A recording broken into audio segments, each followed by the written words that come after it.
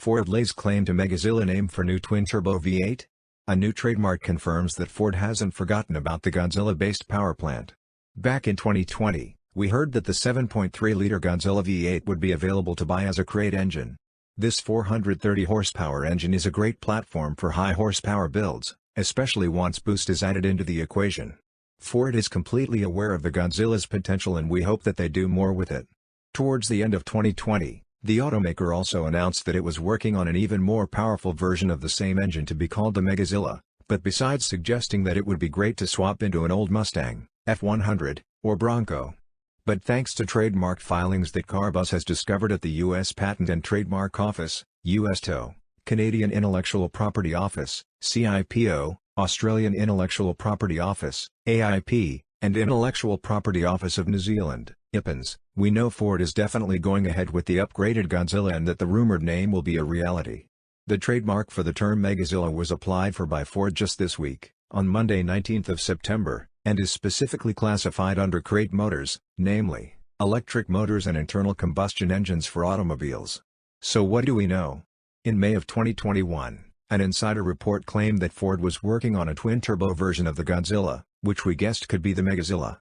But don't count on the Megazilla being blown. Some tuners have already achieved big numbers with Godzilla without using forced induction. One tuner extracted 789 horsepower with little more than a 90mm throttle body, a billet intake manifold, modified heads, and mechanical roller camshafts. Clearly, the Godzilla base of the Megazilla is more than capable of producing high horsepower without boost of any kind. More credence is lent to the theory that Ford could be sticking with an atmospheric setup if you assume that the Mustang GT350 test mule fitted with the Godzilla is actually a test bed for the Megazilla, but we'd like to believe that this name will be reserved for an engine capable of close to or more than 1,000 horsepower with a pair of turbos.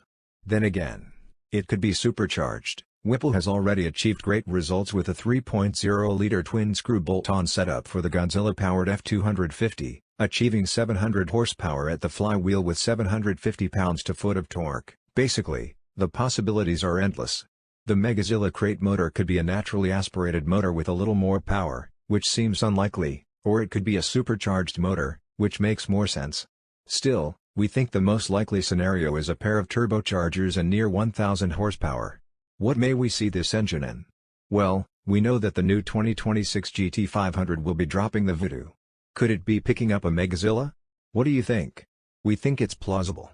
After all, Ford-built Shelbies have always had a different engine and the GT500 being supercharged. If they do this with success, maybe they will bring back the GT352 with a Godzilla. Let us know your thoughts in the comments below. Hopefully, Ford will break their silence on the matter soon and reveal what the Megazilla crate engine will include and what it will do, but either way, it's encouraging to see that the Blue Oval is still developing new V8s and keeping older ones alive in both trucks and sports cars.